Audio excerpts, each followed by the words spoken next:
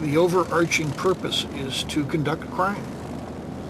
The number of people they know, the resources they have, the reach that they have, whether it's to bribe a judge or to steal evidence from a locked evidence room or to make a witness disappear. These are all things that the Hells Angels can do, have done, and will do in the future.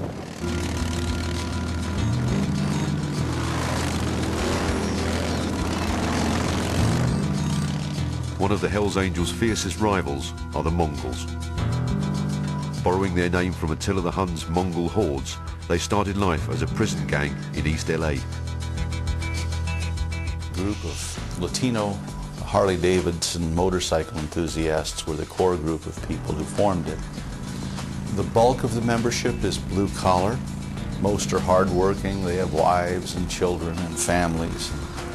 Do a wide variety of things that most people wouldn't suspect that they do. One of their members, for example, is an emergency room nurse. But to law enforcement, they're considered one of the fastest growing biker gangs. Their expansion into Hells Angels' traditional geographical territories has created huge friction between the two clubs. Because of the essential nature of the one-percenter motorcyclist, that is, independent, fiercely macho, it's considered a desirable trait to have a willingness to engage in violence. Now, what's happened in the last 10 years is you've had significant expansion by the Mongols, and this has brought these groups, which historically had a geographic buffer area between them, into a context where they're at least bumping up against each other, and worst case, are actually overlapping. Both the Hells Angels and the Mongols were the only two groups in California that were California bottom rockers, which meant they claimed California, the whole of California, as their own. No other gang in California did that. It caused a lot of conflict over the years. You had, going back 30 years, you had flare-ups and hostilities between the Hells Angels and the Mongols. But I think the Mongols were of the opinion, we're not giving in to them. And I think that's a lot of what led up to Laughlin. But you had a historical conflict between these two groups in California.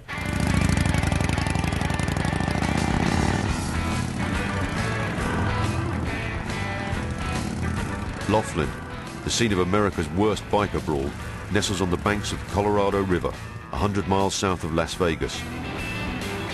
In 40 years, it has grown from a nameless one-motel stop-off point into a flourishing gaming town. And that transformation was down to one man, Don Laughlin.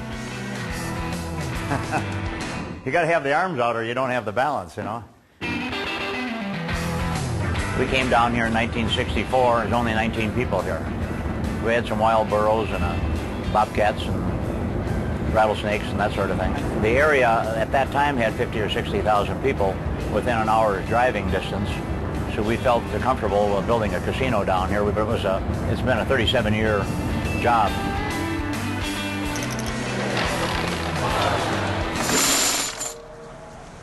But Laughlin's glitzy facade conceals a slower pace of life. We have a reputation of having a sleepy little gaming town where mostly seniors or a more mature customer comes, with their blue hair and, the older set. And, a lot of it's because our pace is a little bit slower.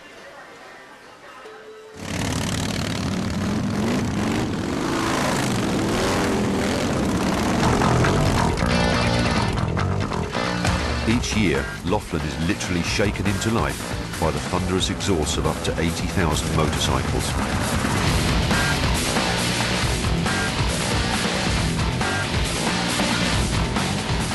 Known as the River Run, it is the largest biker rally in the west of America.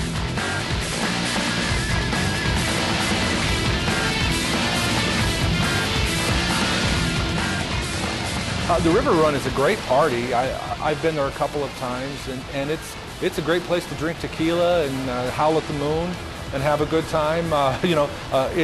It's known as a place where motorcycle groups, clubs, and gangs show up, and really just a big hoorah.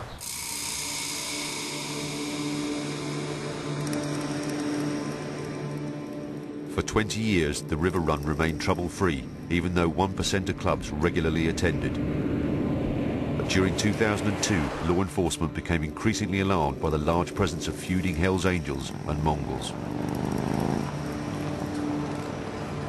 Friday night at about 8 p.m. we realized that there was a lot more posturing between the motorcycle gangs. We received information from the intelligence community that there was a potential of a fight or a confrontation between the Hells Angels and the Mongols. My boss confronted the leader of the Mongols. He received assurances from them that they were there to enjoy the river run, and he received the assurances that they would not cause any problems. Later on, myself and my boss went to the Flamingo and met with several of the Hells Angels leaders in the parking lot. They told us they were outlaws, they lived by that rule. In fact, they said that they would take care of their own problems. They didn't need the police. They were very disrespectful. What we had seen in the months leading up to Laughlin was a lot of sort of shadow boxing, where one would show up in force at one location to confront the other group, and the other group wasn't there, and vice versa. And I think what came together in Laughlin was you had two groups that got together with sufficient numbers at the same time in the same location. And coming up, the result of this murderous meeting of forces is revealed as we provide a blow-by-blow account of the Laughlin biker gun battle. Next thing I know, somebody had a knife or something. Next thing I know, somebody had a gun or something. And so they all start shooting each other point blank. I mean, really point blank. It's just pop, pop, pop, pop, pop.